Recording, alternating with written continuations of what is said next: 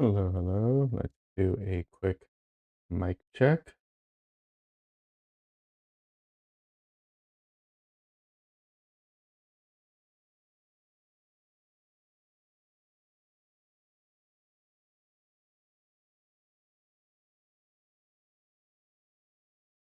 All right, I think that's doing good. So, um,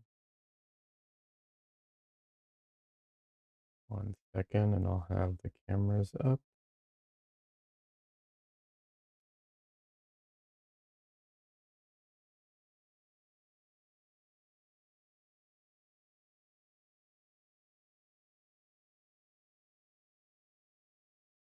Hey, Danny, welcome.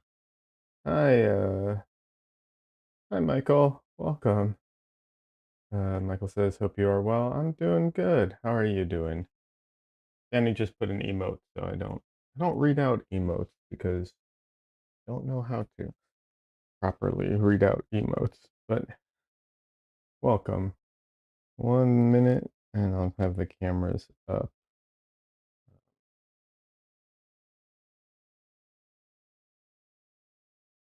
I was going to have everything completely ready before I started, meaning have my palette already set up and everything. But then I got uh, hyper focused on reading something about pigments and I didn't get to it fast enough. Here we go.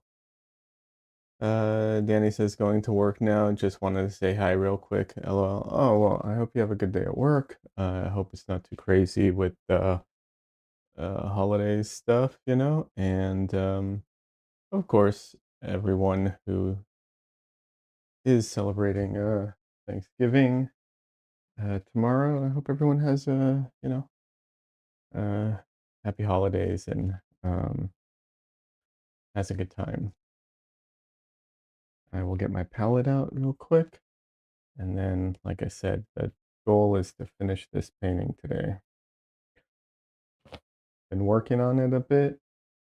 Um, you know, the shirt, did quite a bit of work on the shirt and also on the face. But yeah, it's coming along, I think.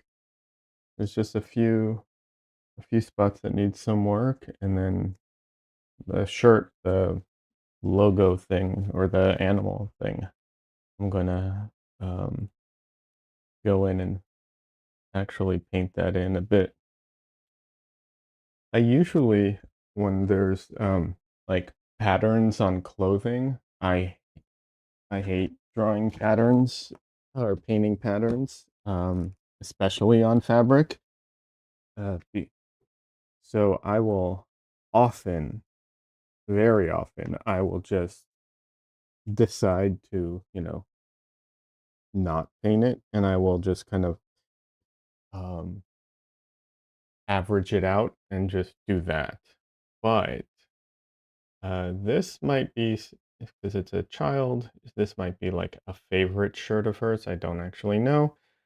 And therefore, it could hold some actual, like, um, nostalgic, feelings to it. Hey, Perry, welcome. Perry's been a lurk, working without audio, but it looks amazing. Thanks, Perry. I appreciate it. And yeah, I don't have all the like commands set up properly because um, I don't have a good reason other than it's just too much work, and would have to figure it out. So I don't. But no problem lurking. I appreciate you being here, and good luck with your work. Um, Des says, "Hey there, hey Des, welcome. How are you doing today?"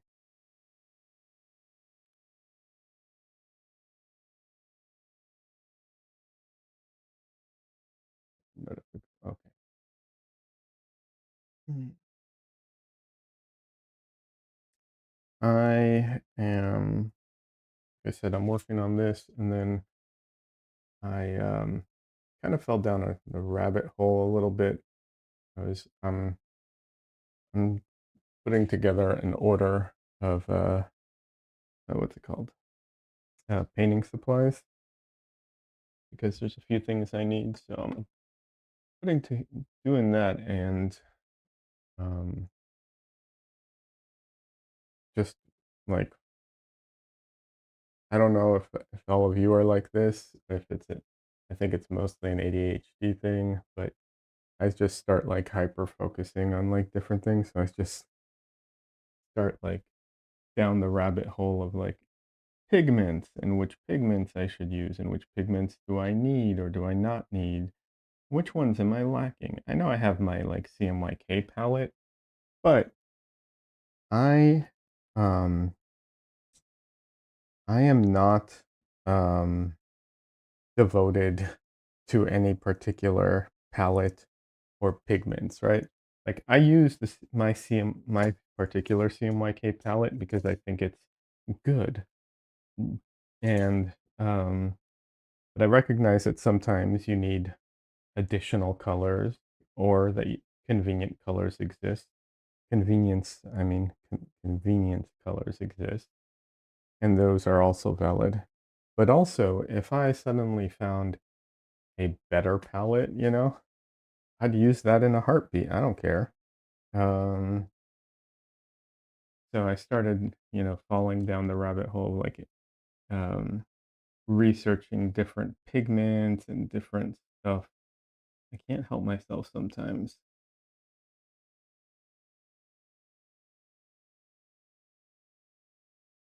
So yeah,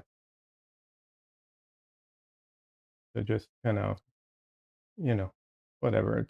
It's weird. Like I, if you all follow other what's it called, oil painters online, you may have heard of um one of the popular colors that like people, I don't know what the right word for it would be. They love this color a lot. Is it's usually called green gold or something similar to that. Um, it's a color that when you pull it out of the what's it called? When you put it out of the tube, it looks green, but as you dilute it, it goes to like a yellowish gold color, and people love that color, and they tout it as being such a special color and so on. I've never used it, so it might be. I'm not hating on it. It's just one of those colors that um, you know, a lot of online people talk about, and it, I, I was researching it, and it has definitely unique properties, but it also has some unique like light fast or not just light fast, but like chemical reactions with certain pigments. So if you use, for instance, I think it said if you use lead white, it can be a problem with that color, and if you use zinc, which not most, but a lot of whites do have zinc, which you should probably avoid anyways, apparently. It can cause problems. And then there was another one. Oh yeah, safflower oil, and that one's tough because a lot of white paint, and not just white paint, yellow paint, a lot of light shaded paints use safflower oil to because it's a lighter color uh, oil that doesn't yellow as much. So just one of those things. Like you wouldn't think you'd have to know all this stuff necessarily, but yeah.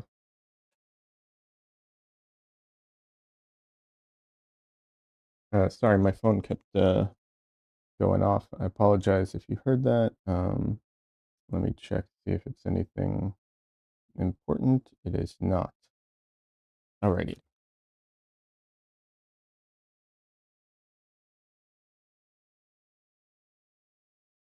So yeah, I don't know. That's I don't know if I'm like I assume a lot of other people do this type of stuff when it comes to whatever field or, area of focus or interest they have. But yeah, I just kind of fall down these rabbit holes sometimes. And then, what was it? Trying to think. Oh yeah, well, there's Indian yellow, which is problematic yellow.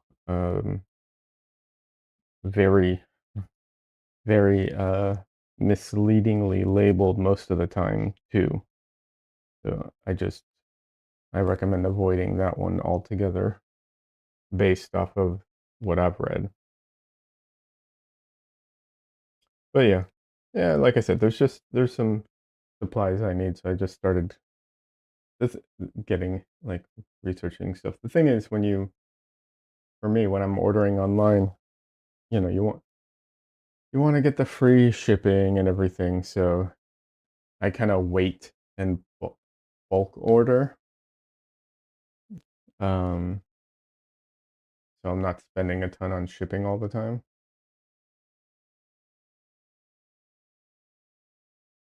But yeah, I I really prefer buying my art supplies in store. Um, and I probably would buy most of my art supplies in the store. Um, but what's it called? I'm still using up I still have a little bit of money left on a gift card that you can only use online, so I have to order online. Dresden, are you coming over here to see me? Hey, little guy.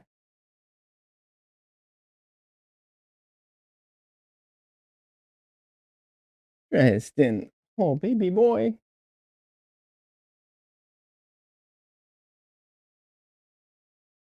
Hey, little boy. Did you step in some water? What's going on here?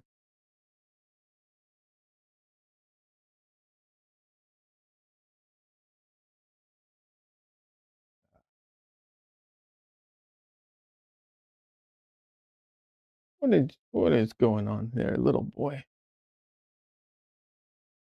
You step in something wet? Yeah, you did. Okay. Oh, look at the little baby. Mwah.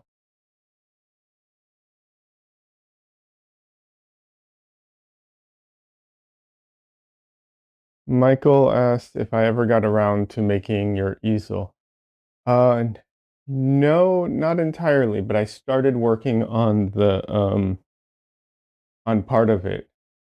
Um, I can show you part of it actually. It's not like the whole easel, but uh, I'm more focused on the mechanism, that goes up and down, the parts of it that hold everything. The rest of it is going to be pretty, what's the word I'm looking for? The rest of it's going to be pretty standard, or like I'd basically be copying existing things, or modifying it to be like a wall easel if someone wanted it to be a wall easel. So yeah, I can show you part of it. He's so cute. Don't look at the screen, Dresden. That's just you.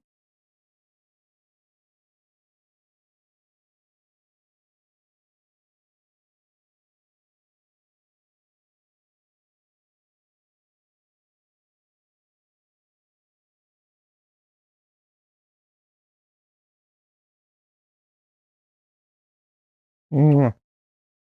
Okay, little boy. I'm going to put you down now. I know. I wish I wish I could just paint with you like right here. That would be the cutest thing ever.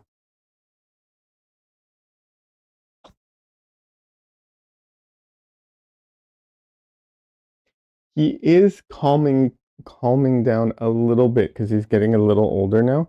He's like, I think he's technically 4 or almost 5. and so he's calming down just a little bit. So I'm hoping I can start training him to like sit in a like some kind of cat carrier that I can like wear him on, so he can come around the house with me kind of thing.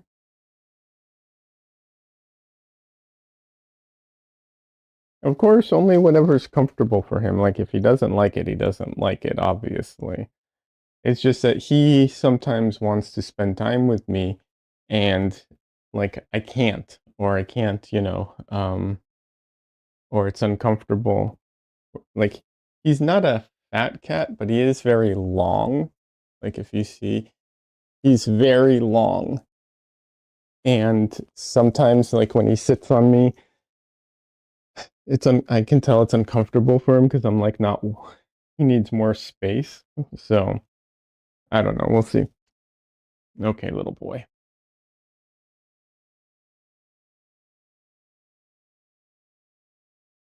Um, 1 second here. Uh, 1 second. Let me just get the easel thing that I was talking about.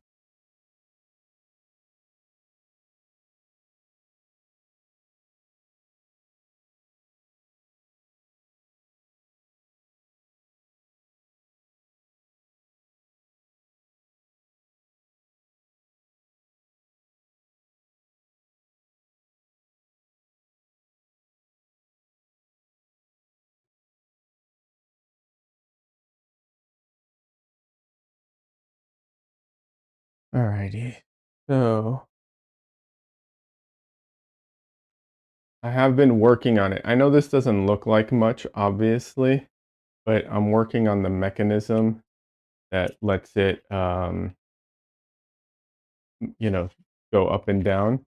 I still need to like work out some of the what's it called? Um, some of the kinks about it. Like I said, I just started doing it. Um, I did want to patent this, but I'm just going to show it to everybody because I looked into doing a patent and it's expensive. Um, but yeah, what I did was I I used it's a I think called this cantilever. Um, this one's too long. The bolt is too long, but otherwise, the idea is that you can just undo that and then you can move it wherever you want, you know, and then when you want to tighten it, you just clamp it back down. So you don't have to like, screw it in, like tighten the screw, release the screw, And if you need to tighten this more, you know, it can tighten more. If like over time it compresses or something, that is, can fix that. Like I said, there's a bunch of little details that I'm going to fix and change. Like I made there's like a I made like a divot in here. I don't know if you can really see it. Like it's a 45-degree like chamfer or whatever it's called. I can't remember what it's called. But this isn't really necessary. That was more just to test some things out. Unnecessary at all. But there's other little details like having it so that the this thing right now it's set in a round housing. You don't want it to be set in a round housing. You actually want it to be set so that it can't spin, stuff like that. Like I said, a bunch of little things, and like I said, the bolt can change depending on like how um, you know how long I need it to be, and then like most easels, this part uh, right now is super basic, but most easels will have like the wood piece up here and then maybe another piece down here to make a little shelf type of thing. But all of that is to me, is like standard, right?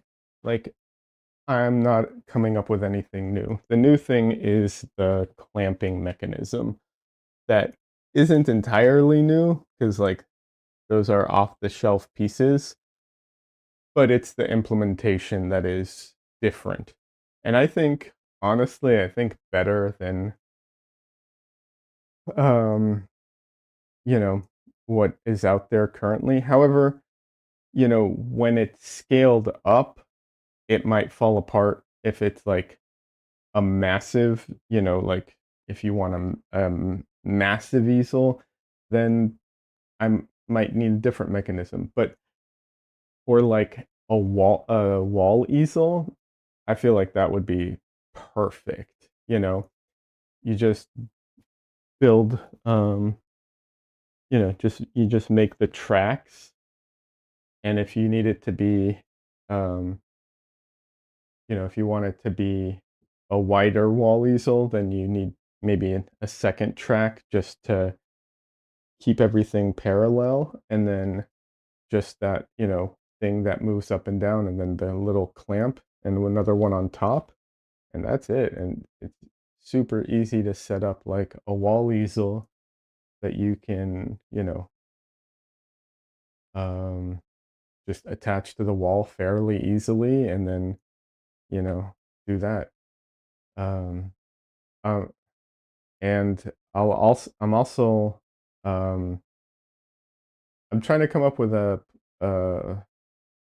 so there are some issues with that, like if you depending on what you paint on. Like if you paint on stretch diesel, that would work perfectly. But if you paint on like panels, sometimes when the back doesn't have a lot of support, the panel can wobble inside of the easel.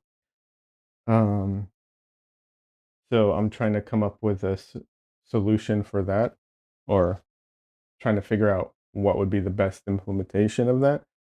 And honestly, I'm thinking of just coming up with a design that people can uh, use for free and um, donate if they want. Um, because this design that I'm coming up with would be like the idea is it would be, how can I phrase this? Like it's the type of design, like my idea is to design one that you could buy like off of you could buy the pieces at the hardware store, or a few maybe at the hardware store and a couple online, and require like minimal tools for people who like people who live in apartments, who don't have a lot of space, don't have a lot of tools. Like if you can, you know screw in if you can basically drive a screw into the stud in your wall, like you can build this, and that would be like about all the tools you would need, kind of thing. Um, I'm just kind of working on the design of it, but I like that idea for people who like, don't have the space, who aren't going to buy, you know, um, who want a solution that can work in a small area, who don't have the space and might not have the tools to like build something. And yeah, I mean, they could buy one that's nice, like obviously, but not everyone has that all the time. You know what I mean? So if I can come up with a design that's like cheap, easy to make, and requires minimal tools, and if they want to donate something, they can donate. Then we don't have to deal with shipping. We don't have to do any of that. Like, I think I like that idea. and then if they want something nicer, I can either make something nicer or, um, you know, or they can buy from other people who do much nicer work than me. You know what I mean? But yeah, I kind of like that idea.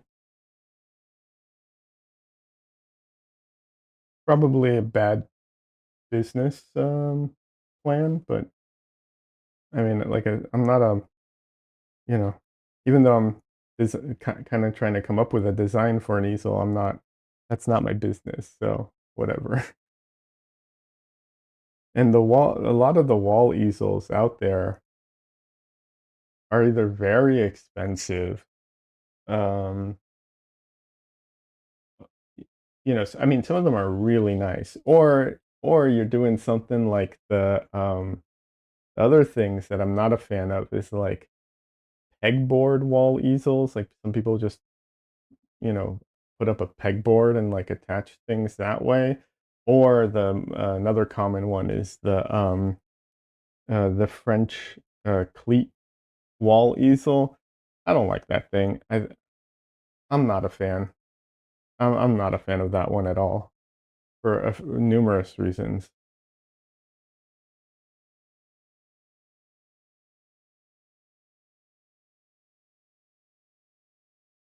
For one,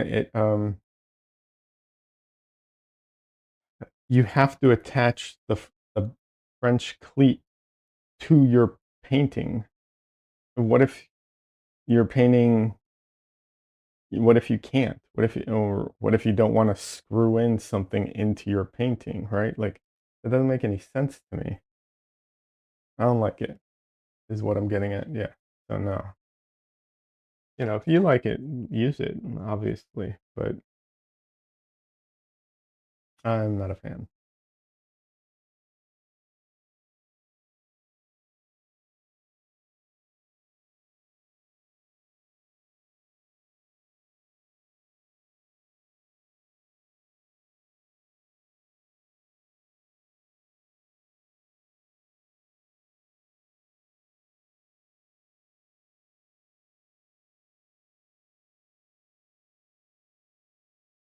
Hey, first time chatter. Wook Barbie says you could totally make a kit for it.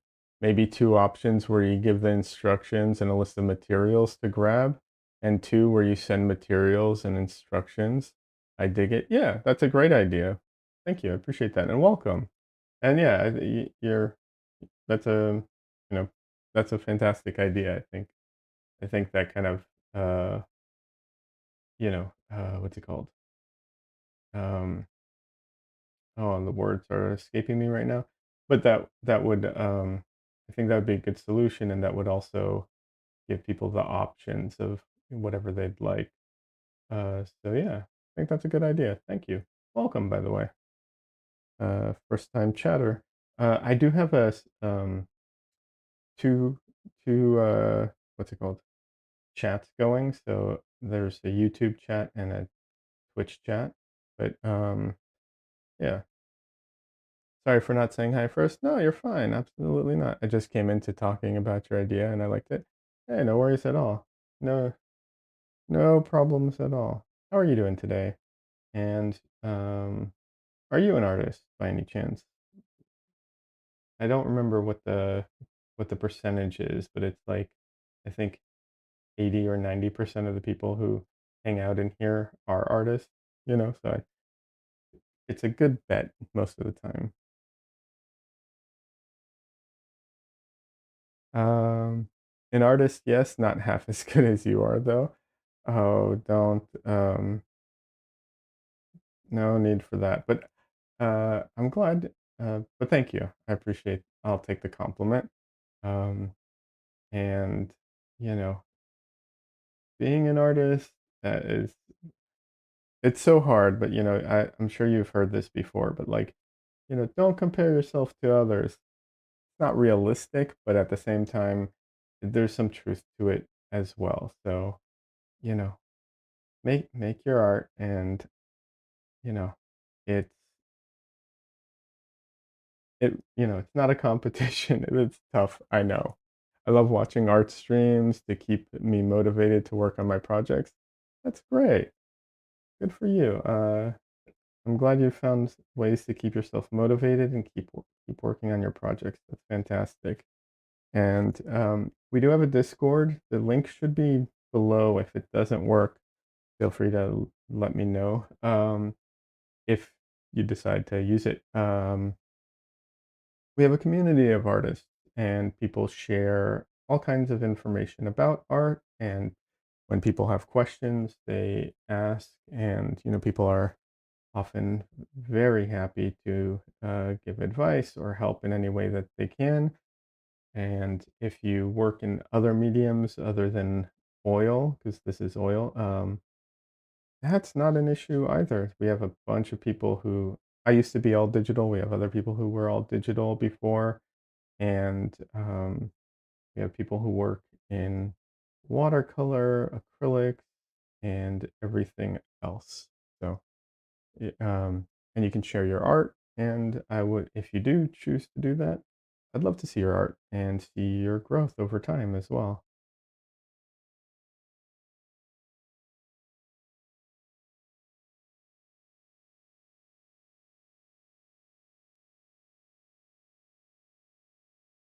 One of our community members and my mods, she, and that sounds so wrong when I say my mods, she graciously volunteered to help me moderate in general because I'm really bad at doing all the Twitch and YouTubey stuff. But she she's 2 years in a row done a uh, charity event where um uh she paints people who go to this it's a uh I guess recovery center might be the best way to put it. And they've had um they've had people they have people from the community come and bid on the artwork. And they've had their local, like, what would parliamentary representative. They're in Canada. It's Des, by the way. But the reason I'm mentioning all this is because when Des first was here, Des was pretty much all digital, um, for the most part, or just Des had worked with acrylics before and oils, if I remember correctly, but like the focus was digital. And now Des is doing fantastic work in oils and digital as well. But it was just I mention it because it's been fantastic to watch Des's growth and development over time. And so that was the whole point of all that. Just saying, like, over the years, it's been great to see Des develop and, you know, everything that she's been able to accomplish. Des says I had done one oil painting when I was 12, haha. Yeah.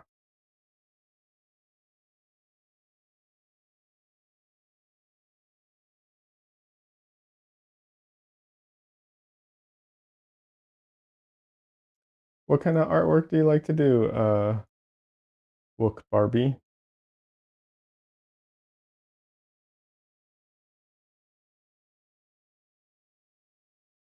If you feel like sharing. No pressure, though.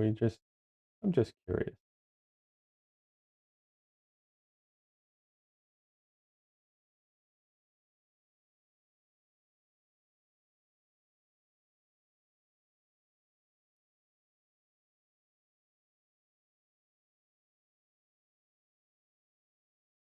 Okay, I think, darken this all a bit.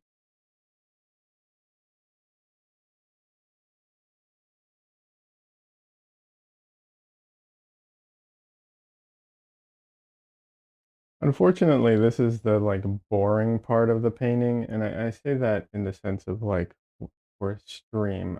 I often feel like this is the boring part of this.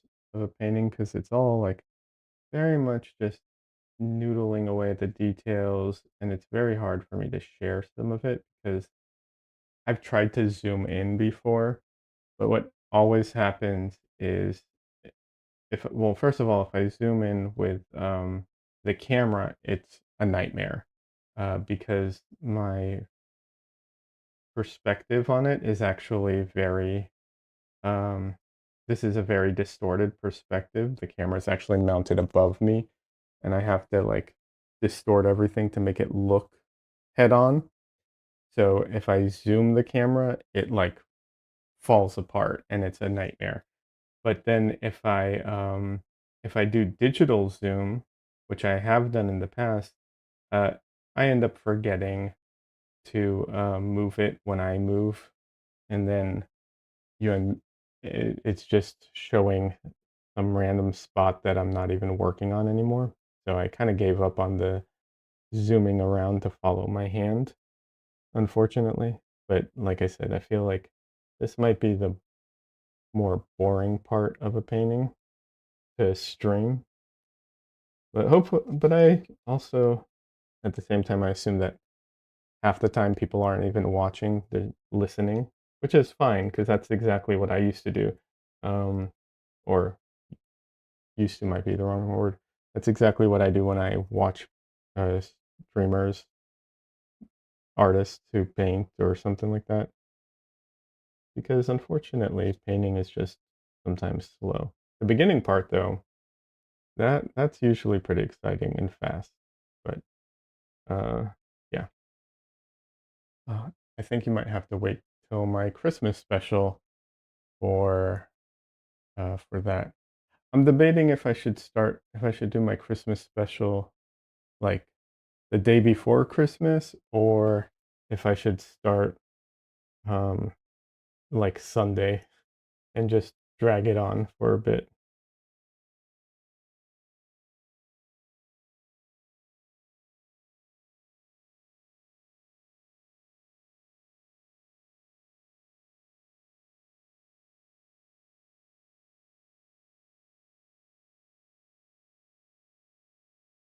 All right. Mm,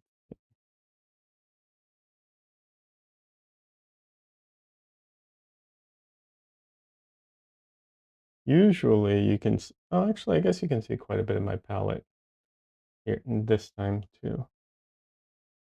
Yeah. Yeah, you basically are seeing almost all of my palette. There's a few bits you can't see. I mount my palette vertically um right next to my painting, and I I love I love it this way. I unfortunately I'm sure when I do like huge paintings I won't be able to do that, but I don't know how I'll deal with it then. I'll figure it out. But yeah, it is so beneficial to mount your palette like this. Cannot tell you how helpful it is.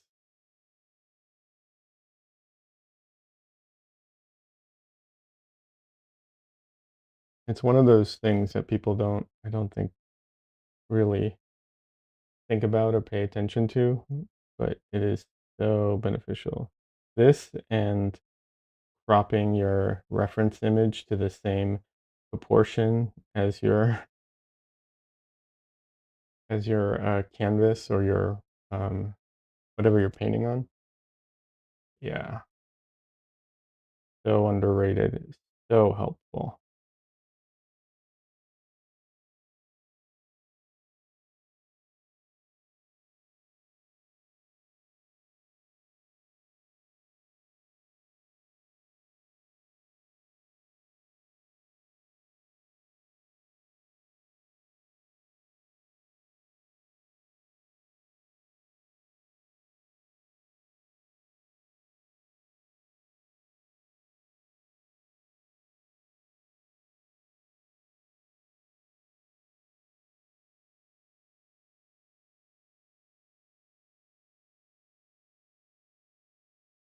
I think I made that look.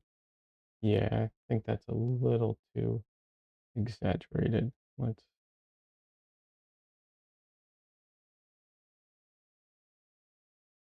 reduce that.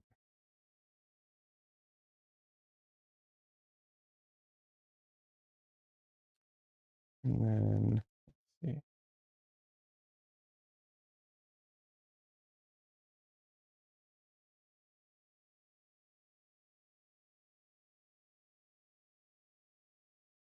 Des, you said you did one painting when you were um 12. Do you know how many oil paintings you've done now?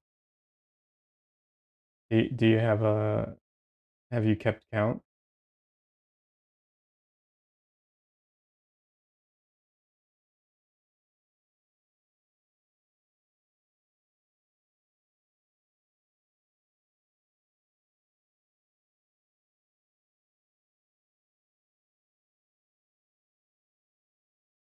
Uh, Thanks, Des. I appreciate that. Uh, Des says, no, I haven't kept count. I could figure it out though. I mean, no, not necessary. I was just curious.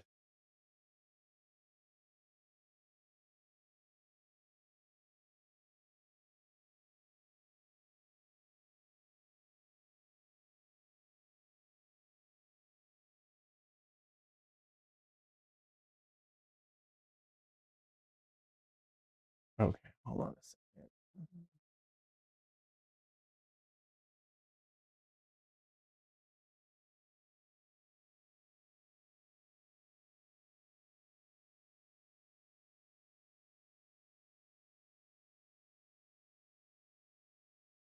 Huh, how did that happen? Interesting.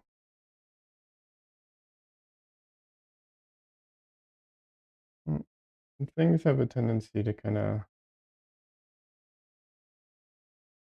shift around a little when painting.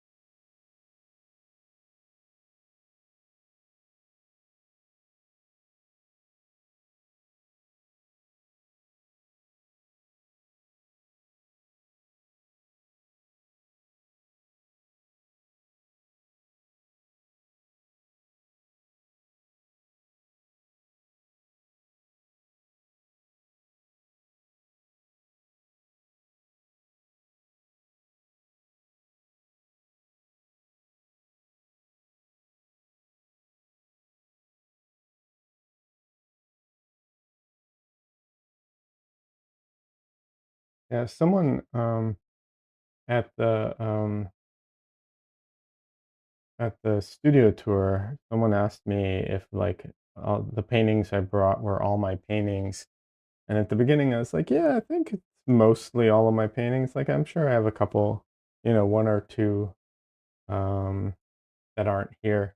And then I started like actually thinking about it. I'm like, oh, no, it's actually quite a few more that I didn't bring. I just forgot about a bunch of them. Like I have a bunch of paintings that are, you know, that like I don't even think about for different reasons. Like some of them are paintings that were never intended to be for sale. So they're not, I don't really think about them that much um in that way, or some of them were like earlier on, so I like literally forgot that I even did them. Or some of them were demos or like I did a like a 4 weekend workshop and some were demos. And I forgot about those, you know. Uh so yeah, just like, oh, I guess it's a lot more than I realized in the last I don't know how many years that I got into oil painting.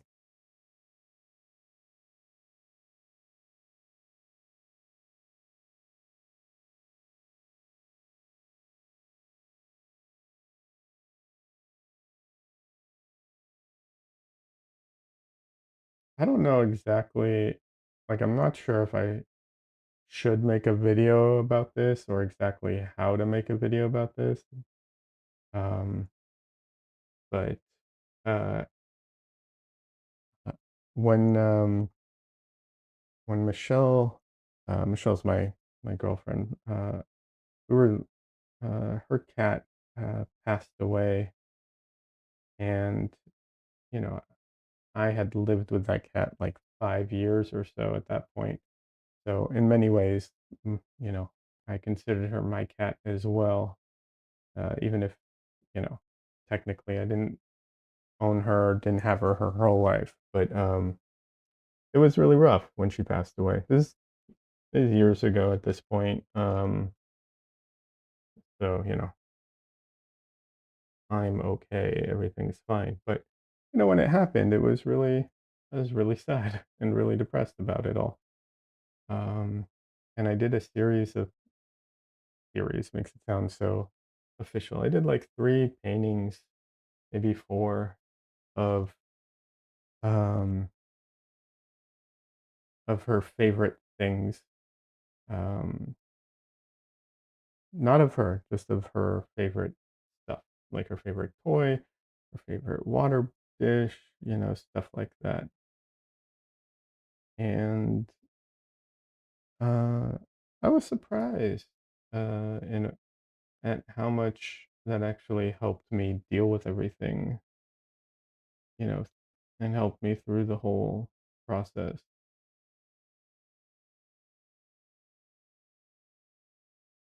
And I don't know, I was thinking about maybe doing a video about that somehow. I'm definitely not an art therapist in any way or anything like that, but I have a theory as to why it helped so much. Um, which I don't mind sharing here. I think the reason it was so beneficial for me personally um, was because when you're painting, let me rephrase it. When I'm painting, I don't know about other people, but when I'm painting, you know, you're I'm analyzing things. I'm using a particular, I don't want to say particular part of my brain because I don't think it's like something unique, but it's a different headspace, right? Like, um, it's something I experienced when I uh, had my first nude model as well. In the beginning, when the model came out, I was very, very uncomfortable. I was also 15 at the time, just FYI. Um, so it was very, very unusual, very uncomfortable.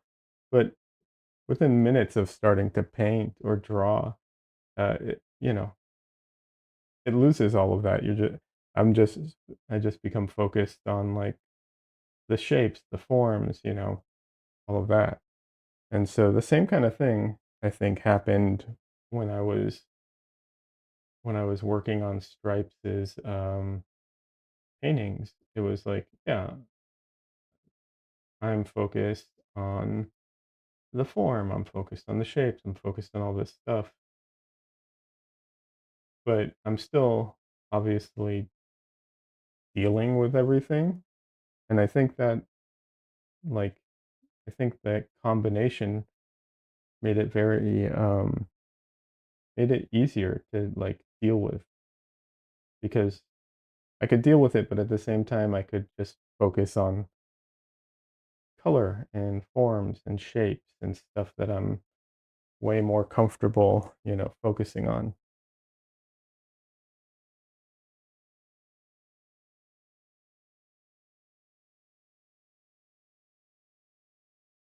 At least that's my theory on it. But I don't know exactly how to make a video about that. Like, here's what you should do to deal with, I don't know exactly what to do, but maybe just tell the story and let people do what they want with it might be the way to go.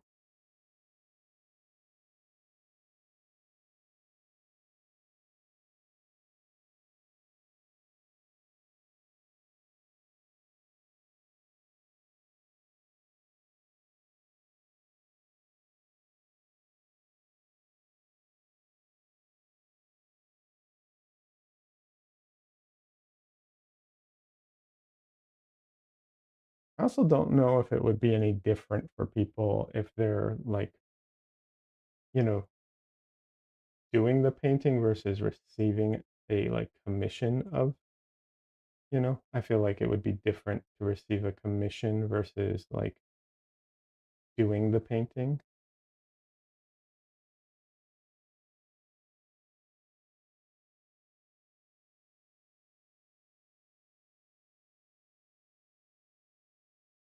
Although I know people do like to get commissions, you know, uh, to commemorate or, uh, or in memoriam of people or whatever.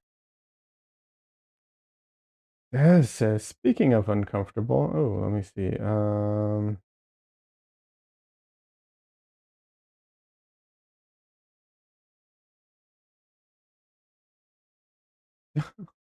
Oh no, that's gotta be uncomfortable. Absolutely.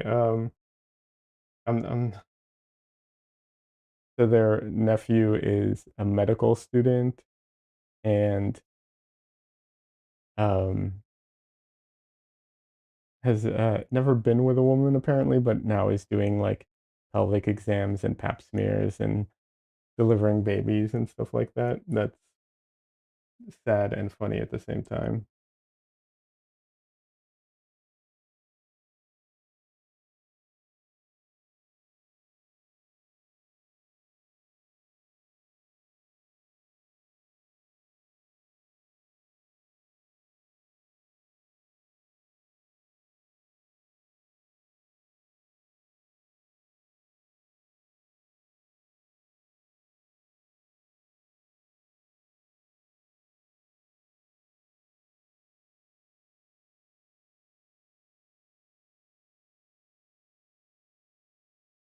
Well, I want to do I don't know if it'll be a video or just like a short.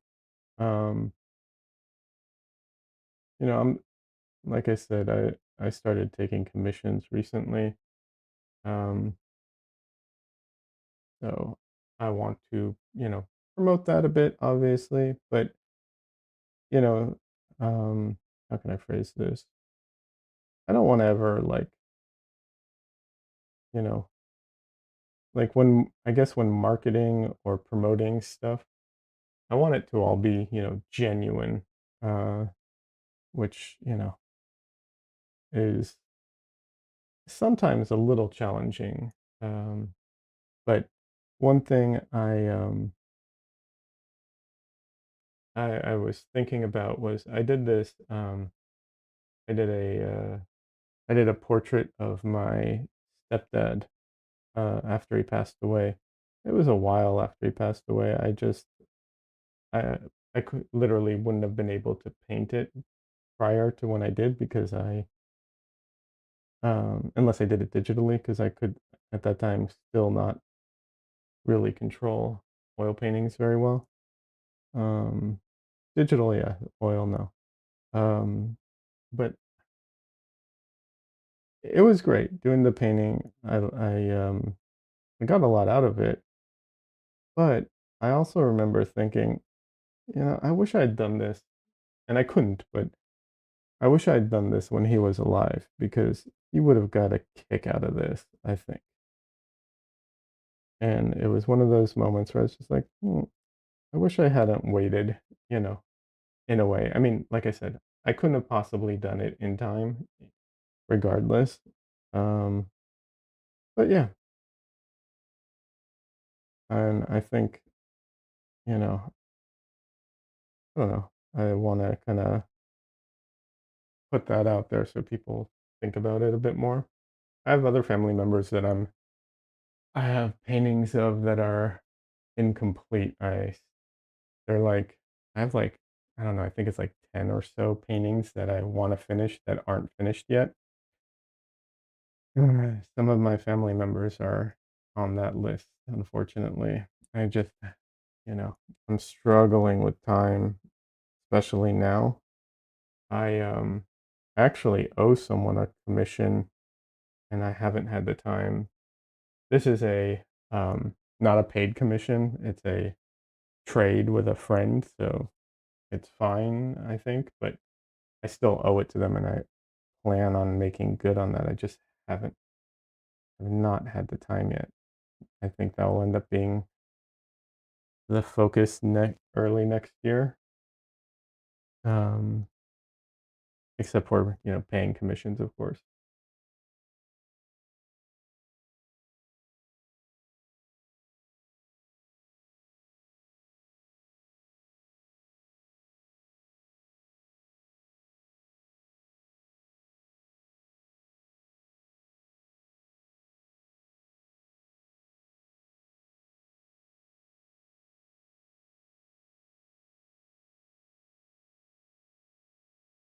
Yeah, for this year, the plan is for the streams at least, is the Christmas special, and then, um, after that, the annual self-portrait, which I'm gonna try and not make it I'm gonna try and make it a little better than last year. I felt like last year's ended up being a little I don't know, I wasn't happy with it. It's not a bad painting, but I wasn't happy with it.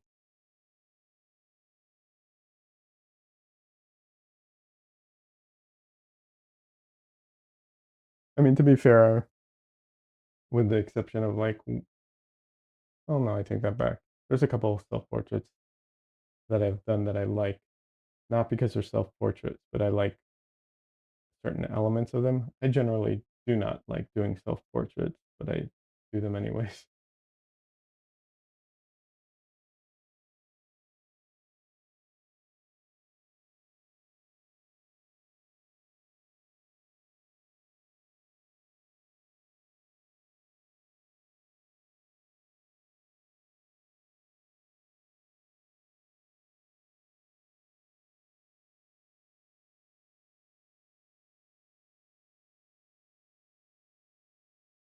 She's doing this thing with her lips where she's, like, pursing her lips and, like, making the dimple kinda come out.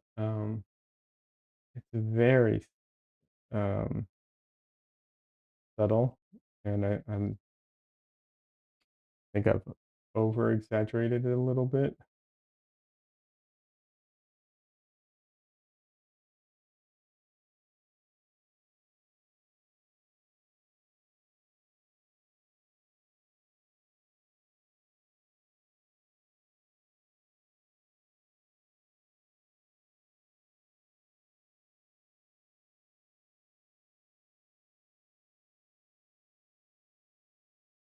Don't wanna overblend, but there's a lot of little complicated, um, what's it called? Um, planes and facets happening on her face because of what she's doing with her lip and her cheek.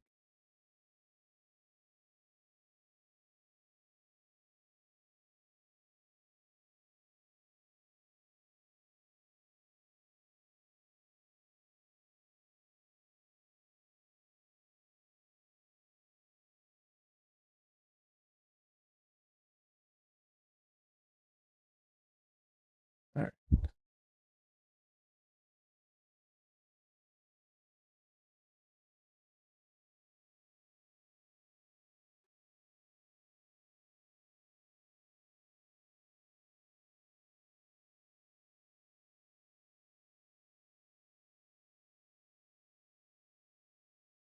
Yeah, I'm glad that mute button worked. One problem drinking soda on stream.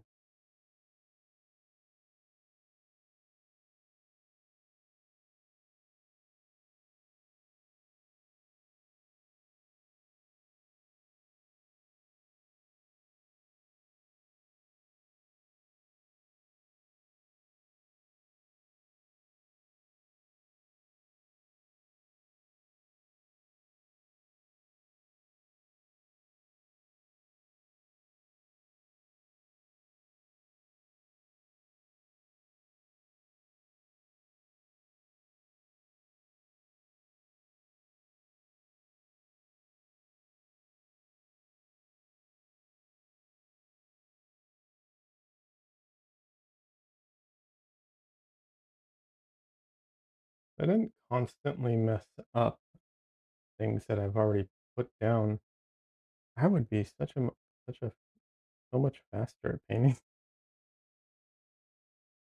Yeah.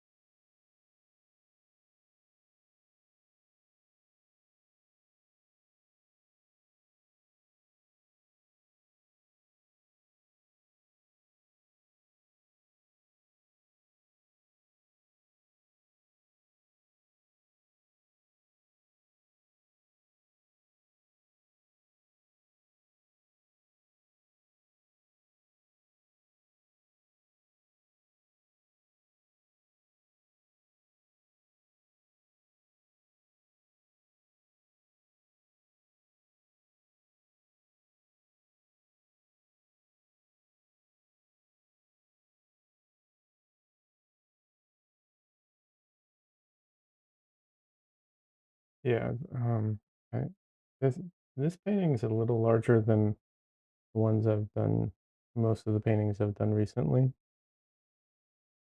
and I definitely need to utilize the mall stick way more than I do because apparently I just do not have that steady of a hand uh, for certain things in certain, you know, like in certain directions and everything.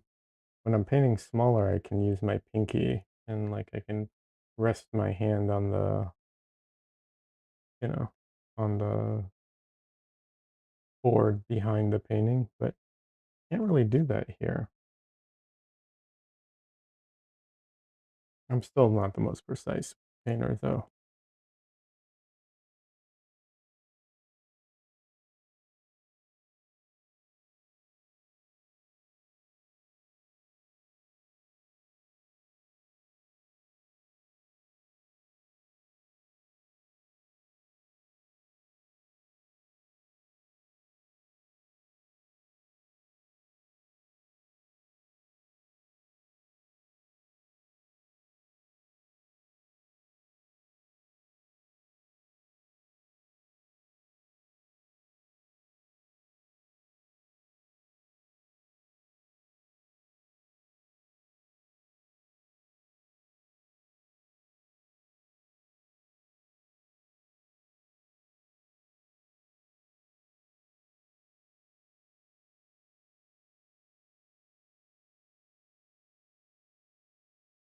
So the reason I kind of went around her cheek and added this like little line of color around there is, let me make sure it's still in focus.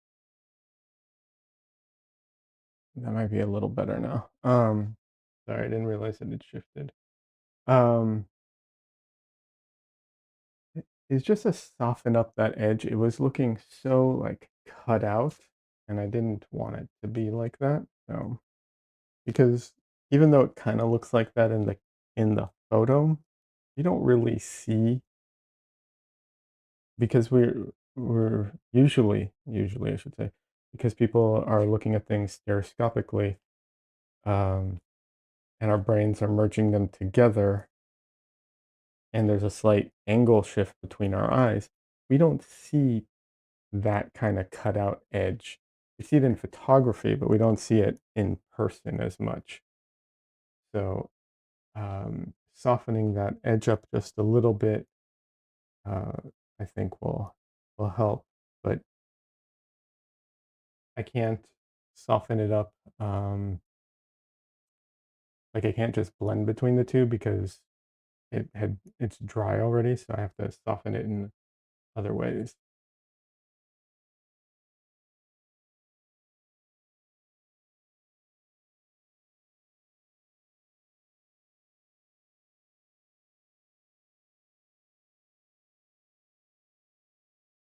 And I might not be like it might not look softer up close, but at a distance, I think it will.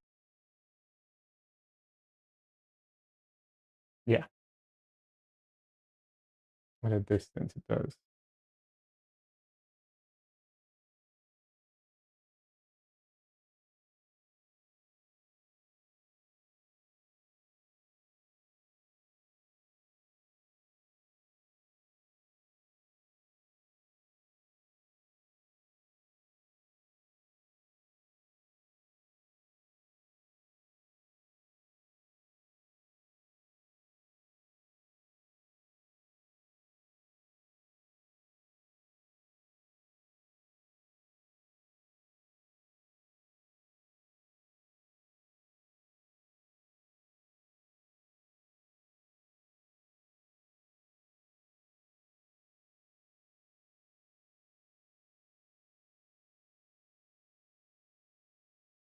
I realize that at the moment it just looks like she has bags under her eyes, but hopefully by the time I finish it won't.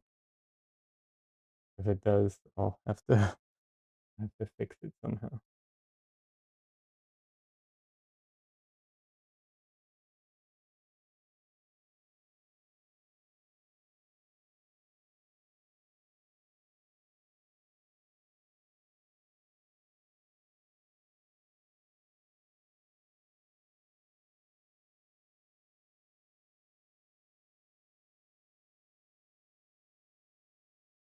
I mean, technically she does have bags under her eyes, but I don't want it to be unflattering, I guess.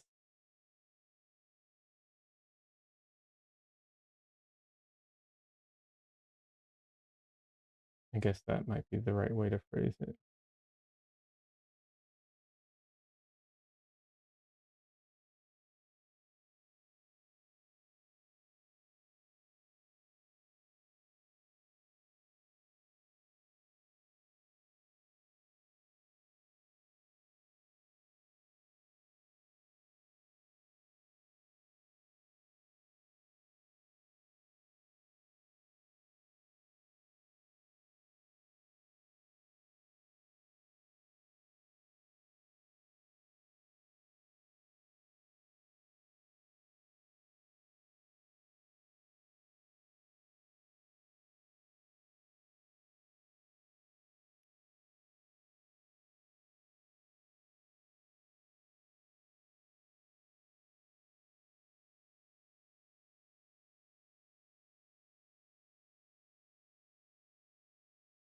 I have not color picked here, but I'm actually very tempted to because it's just sometimes what we see and what is actually there, not the same.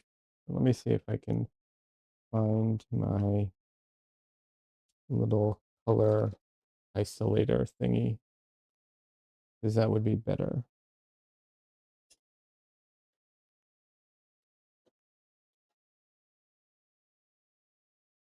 I don't think I have it here, but I might be able to use this.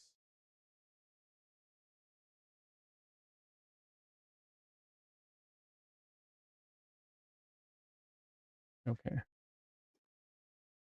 yeah. And now to use digital confirmation. Yeah. It's so fascinating how how our mind plays tricks with us.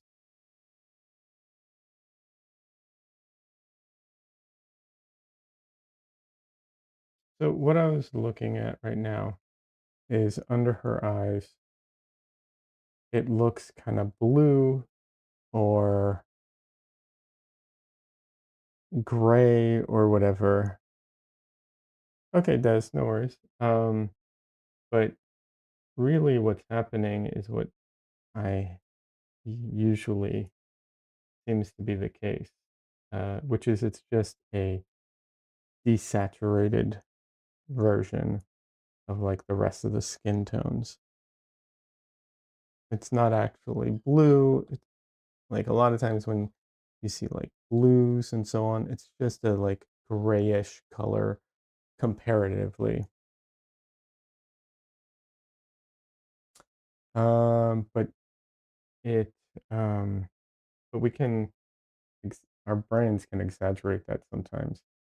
And sometimes that's a good thing, sometimes it's a bad thing. Just kind of depends. Um, Quartz Creations, first time chatter. Welcome. How you doing? She looks like the kid version of the girl in Yellow Jackets. I don't think I've seen Yellow Jackets.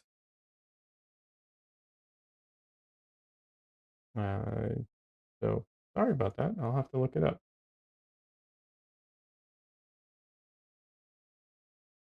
But yeah, it's a commission for someone. This is their uh, granddaughter.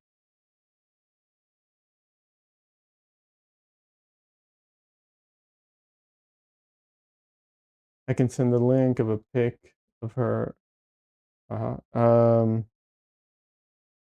Yeah, actually, you're on Twitch, so you could. As long as it's, you know, uh, to someplace reputable, we'll put it that way. Sure, no problem.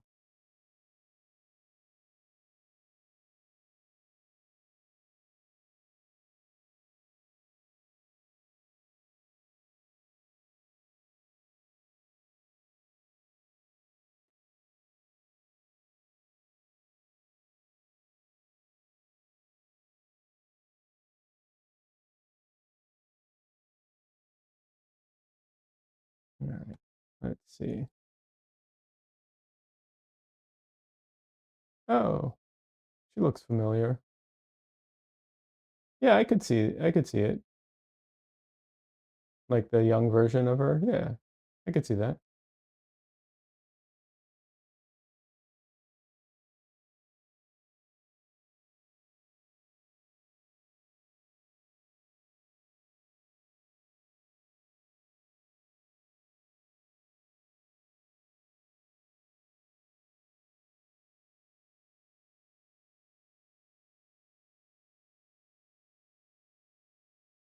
Thanks for sharing. I appreciate it. Like I said, I've never seen Yellow Jackets, but I think I've heard about it. I just haven't had a chance to watch it. Looks good so far. Thank you. Appreciate that.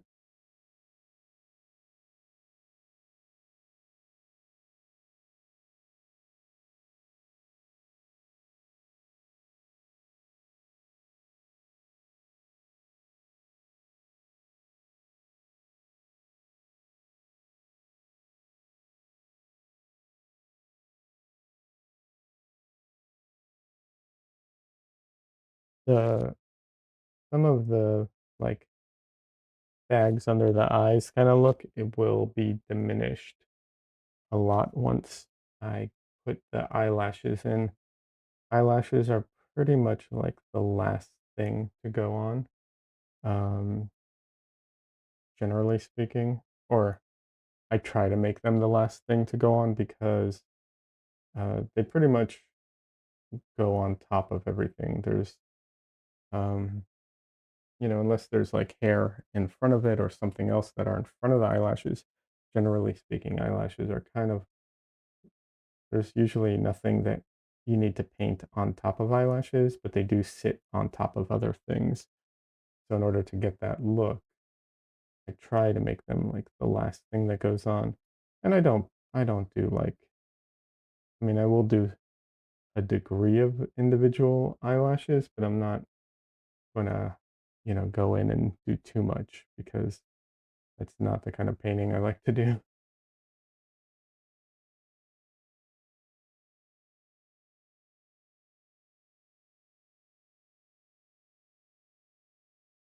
Um, Quartz Creations. Are you an artist? And if so, what kind of art do you do? And if not, that's fine too.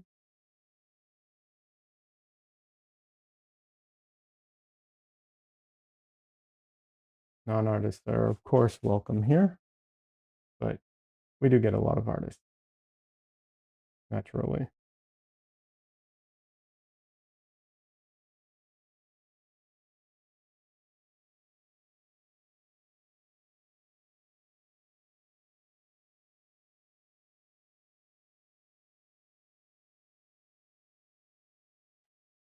Yeah, take your time.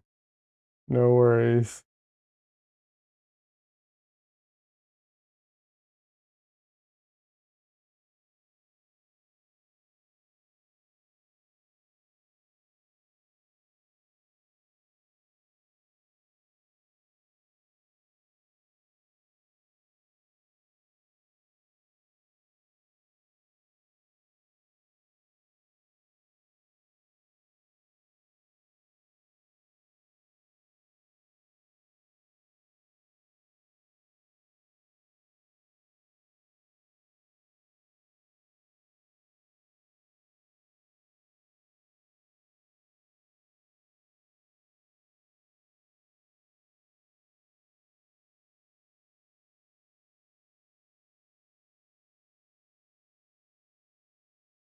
So, like I was saying earlier, even though our brains can play tricks on us and make us think that, certain parts are like green, even though they're just mostly gray and so on, you of course can use the same tricks to make it appear that way. But you can also lean into it and put down colors that might not be the most realistic, but that look right. A lot of times I like doing that.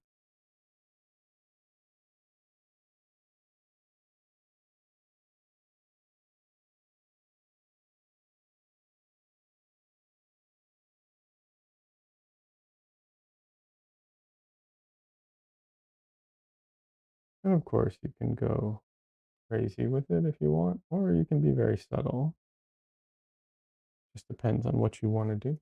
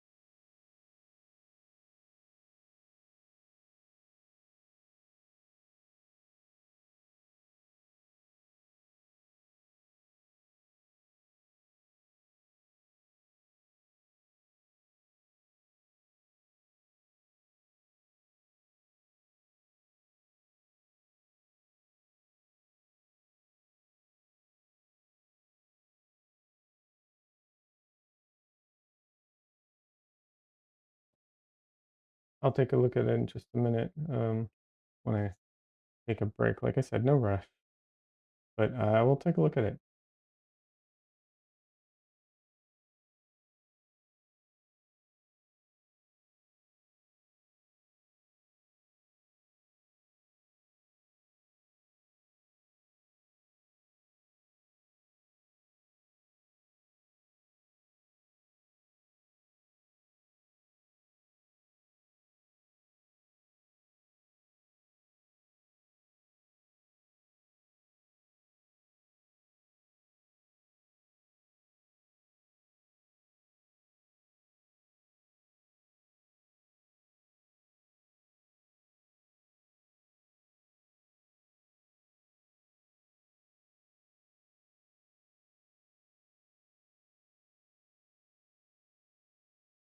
Sorry if you rushed.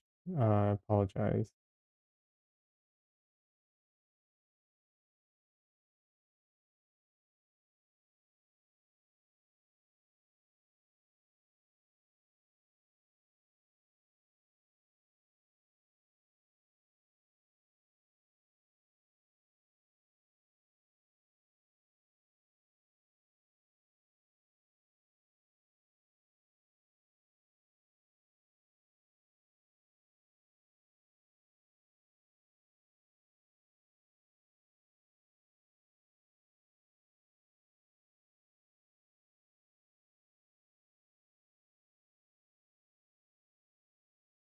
All right.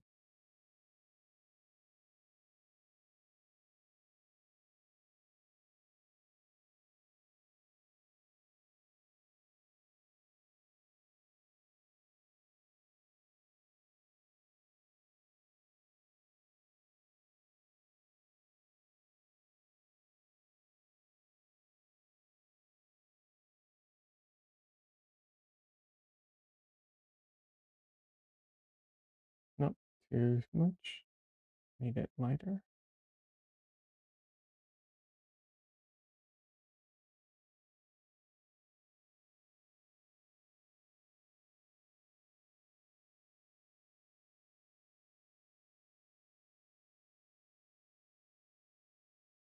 Oh, that is way too strong.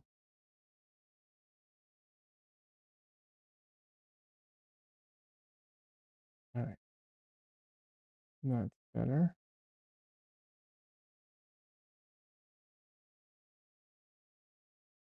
All right. It's starting to look a bit better.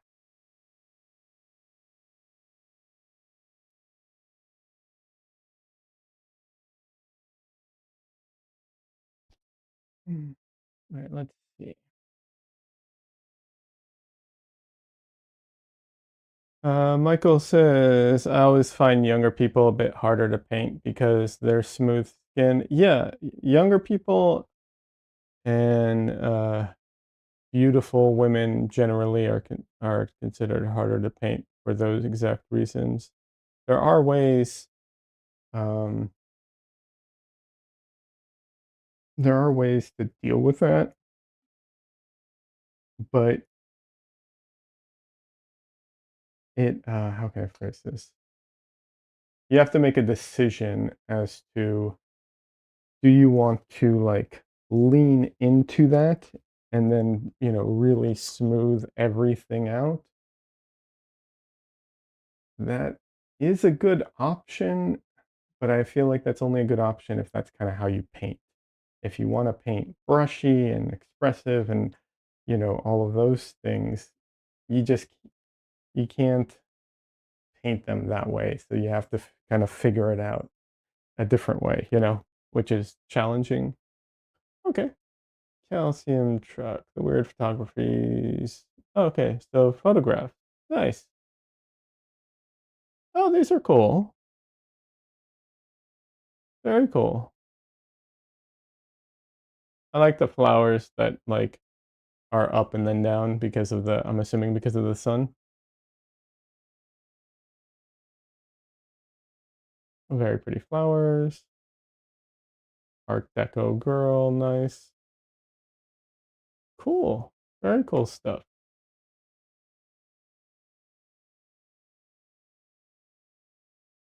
I recently got into photography because I wanted to take my own reference photos.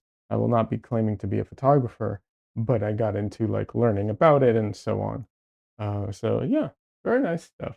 Uh, Works creations, very cool. Thank you for sharing. I appreciate it. Here, let me share it with my other chat so everyone can see it. Copy link address.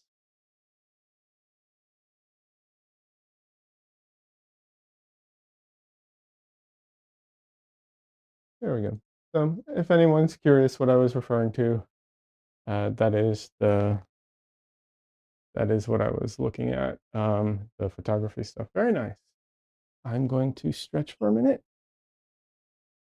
Oh, my back is not happy with me right now.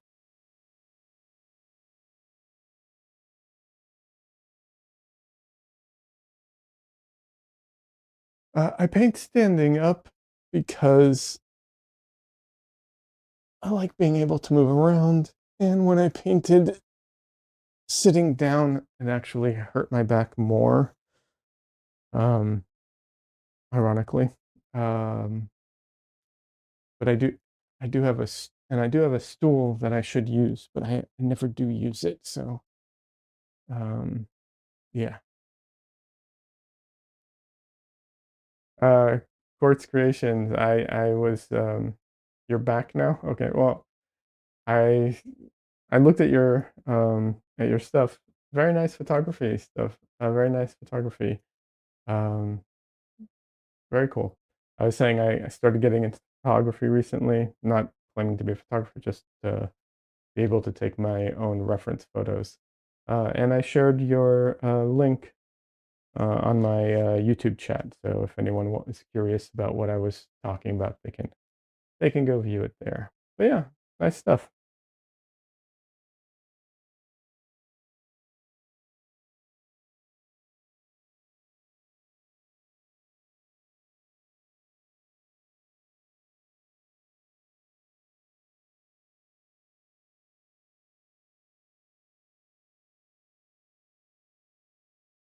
But yeah, Michael, it painting painting children is definitely challenging because of that reason. If I had like the solution to, to tell you, like do this, to make it to always make it work, I would. I don't know what the answer is other than, you know, um,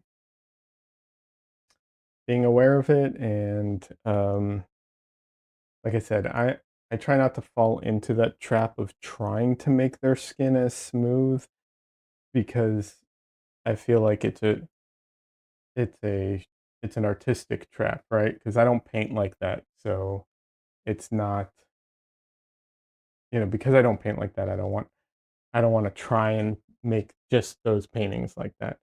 But other than that, I don't really have a good answer,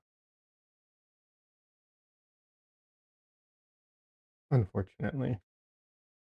But as soon as I figure out what it, like the bulletproof method, I will tell you what it is as soon as I figure it out.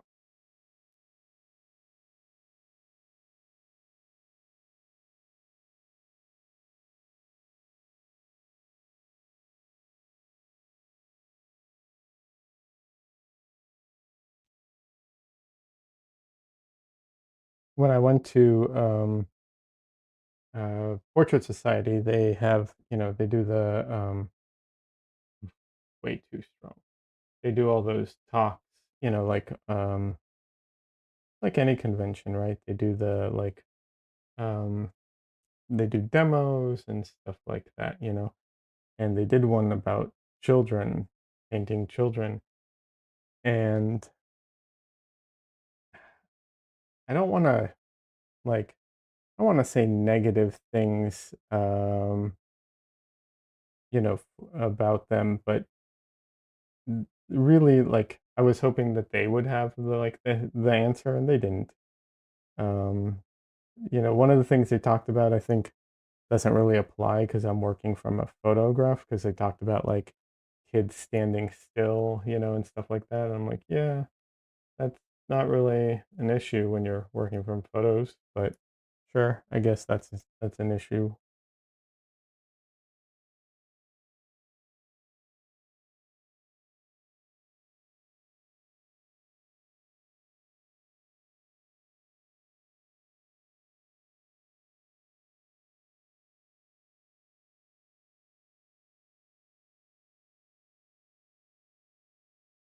Michael says, I've painted a lot of young people. I just go for it.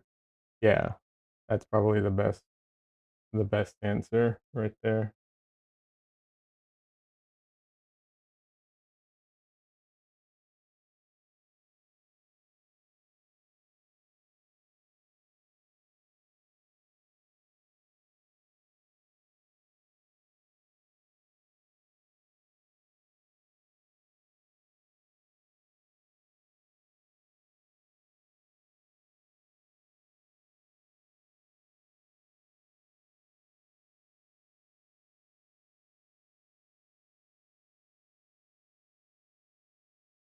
There's like this very, very subtle thing happening with her like the edges of her lips that I'm trying really hard to capture.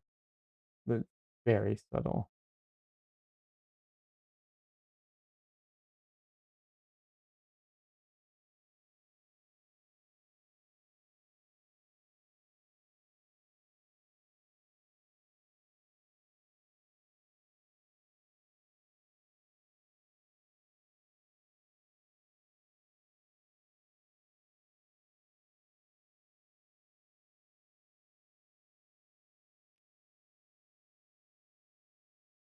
And it's because her lips, like she's doing that like little pucker thing with her lips that it's making the sides.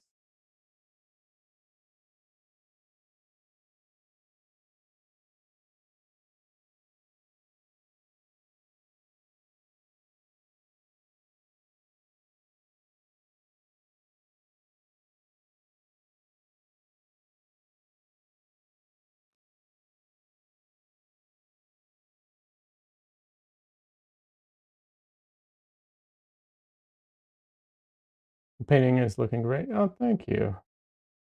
Appreciate it.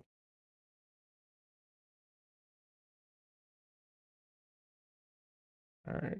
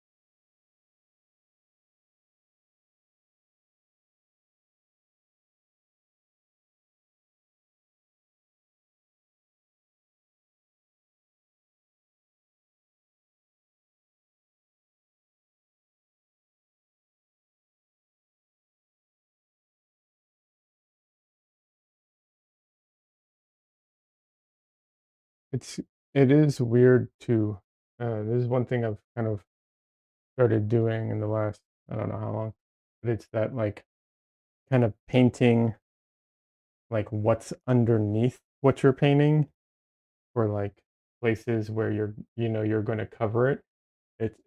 It's a little weird though because it's like you are making some of it up obviously. Um yeah. I don't know that, like, I'm trying to remember if anyone ever told me to do that in art school. I don't know that anyone did. Not saying that they don't teach this in art school. I'm not that, um, you know, uh, delusional, but I'm saying in my particular art school, I don't know that they did. I've heard of a lot of it's from like concept art. I've heard people talk about stuff like this more, digital artists and so on.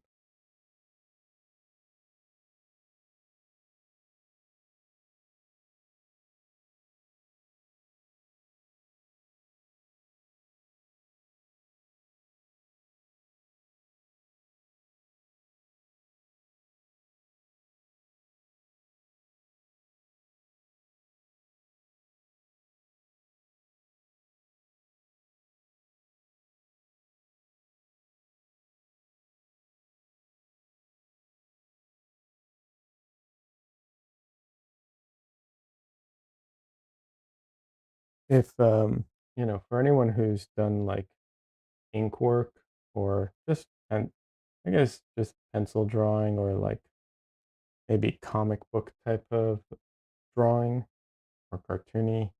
You know how you like stylize, like if you ever needed to draw someone with like, you know, like cat's eye makeup, or like you know, you want to do the lashes on like a pretty woman.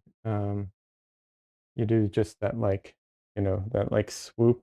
You don't actually go in and do all the individual, lashes and everything like that.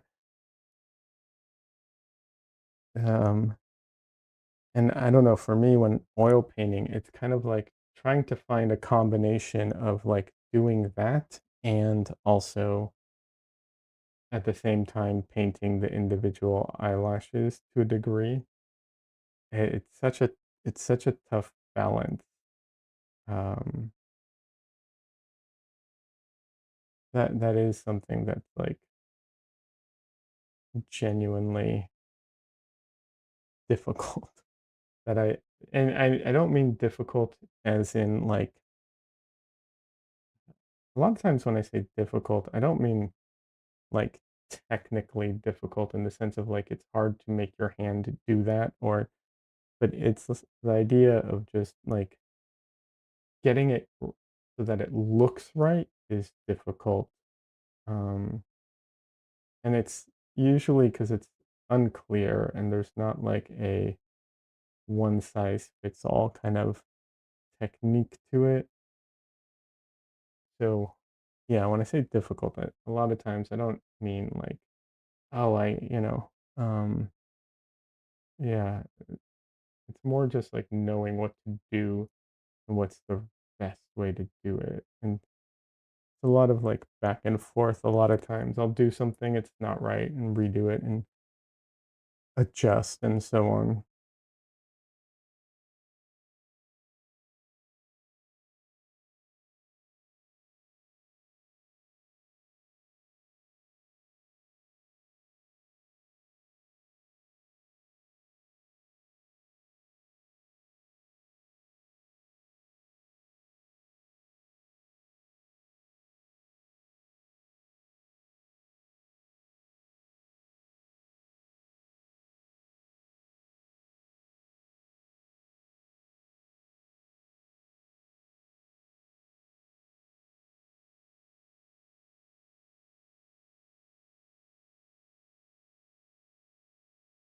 I'm assuming other artists also struggle with a lot of these things, but you never know. Some people, if you're doing like, for instance, if you're doing hyper realism type of stuff, well, then you just do every individual lash. Problem solved, right?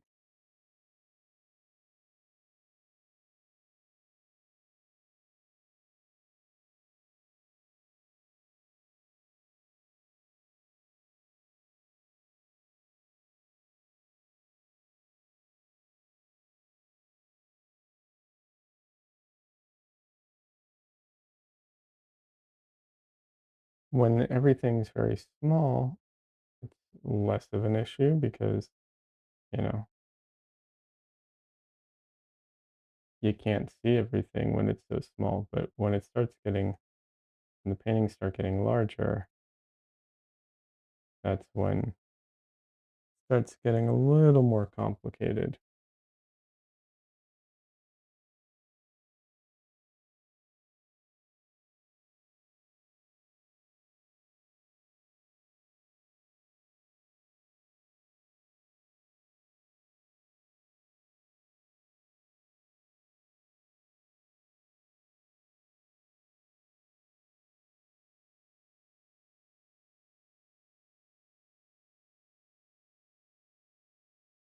One thing I did find from well,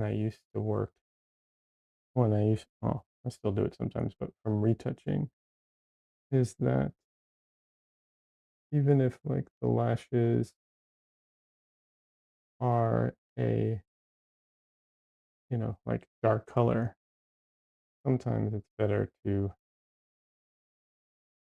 lighten them where they're overlapping to get the blending effect that happens.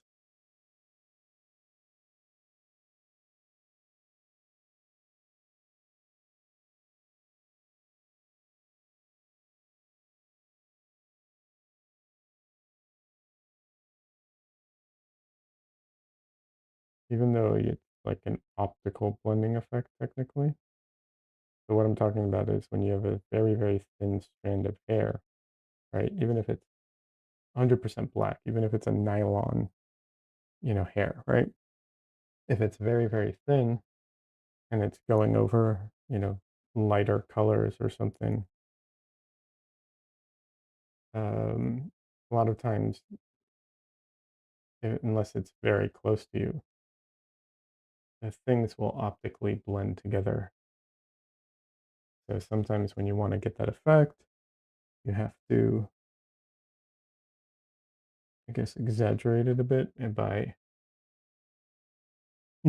reduce like changing the color of the hair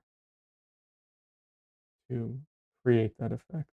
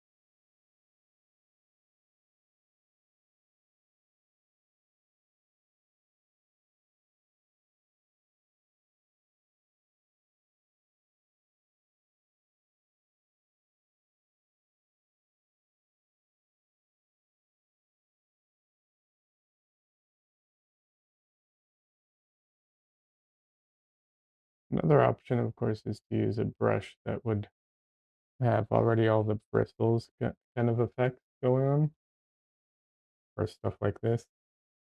I really generally don't like doing that though. I'd rather everything be chunky than than try and do that, honestly.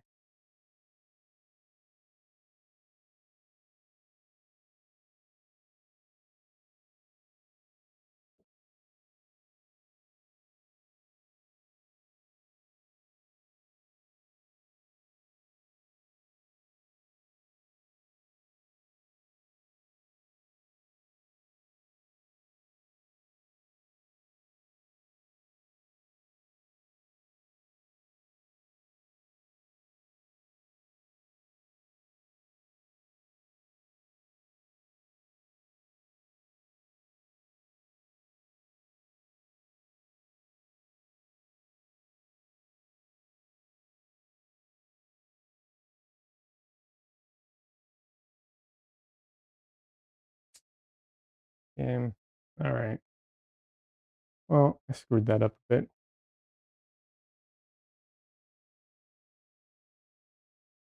Just a bit. Let's fix it.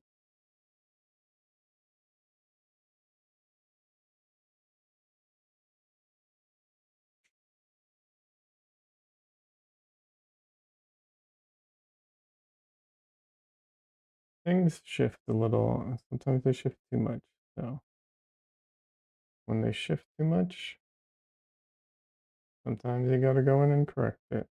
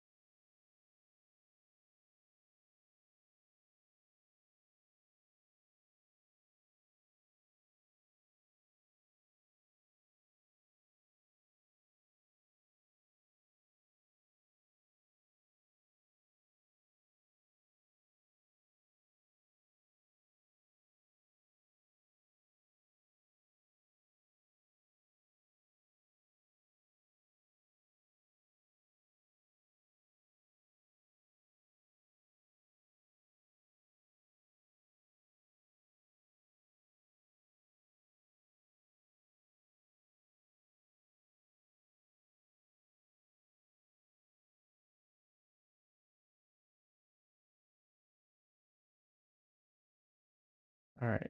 The eye still is not finished, but I corrected the size had shrunken it a little bit, so I corrected that.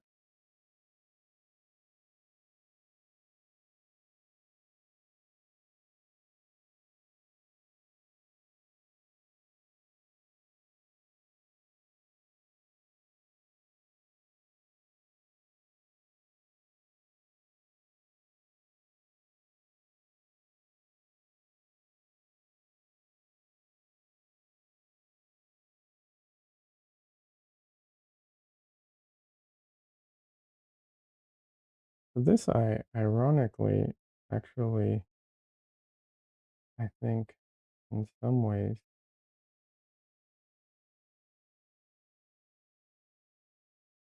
I don't want to say will be easier, but like I might have to just really do all the detail a little more here because it's, more front and center.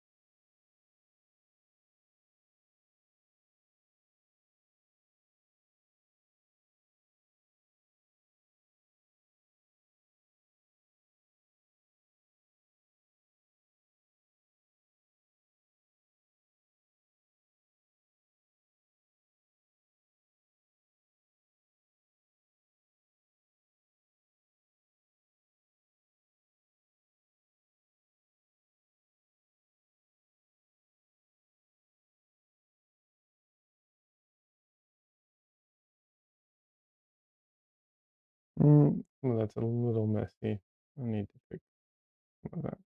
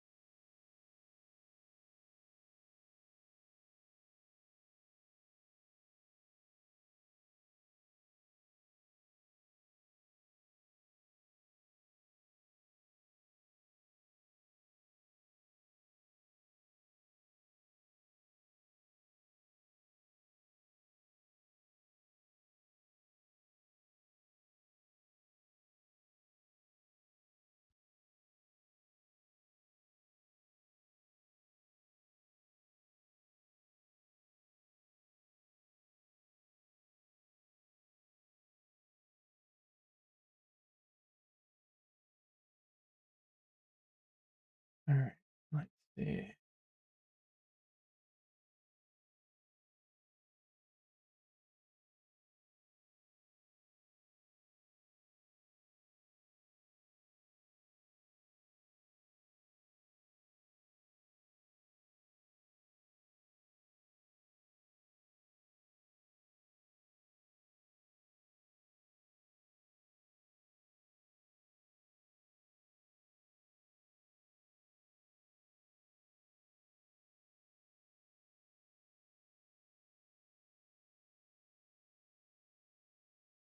Just trying to take a break from all the little tiny details, and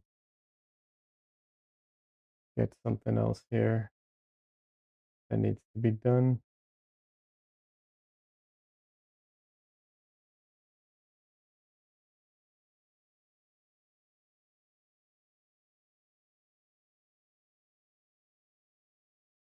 Technically, this thing is white, but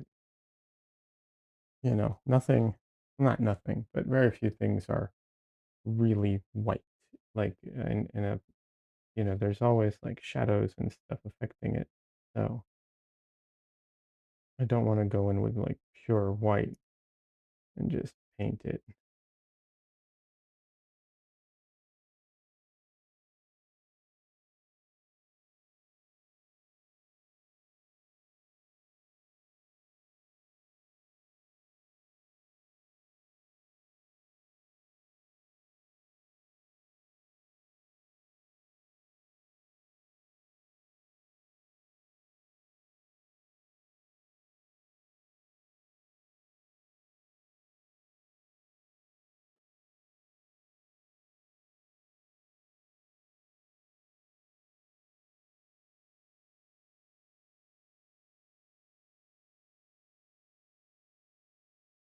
What time is it? Three. Let's see.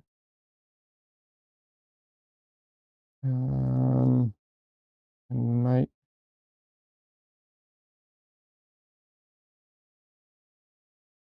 1 second. I have to check something.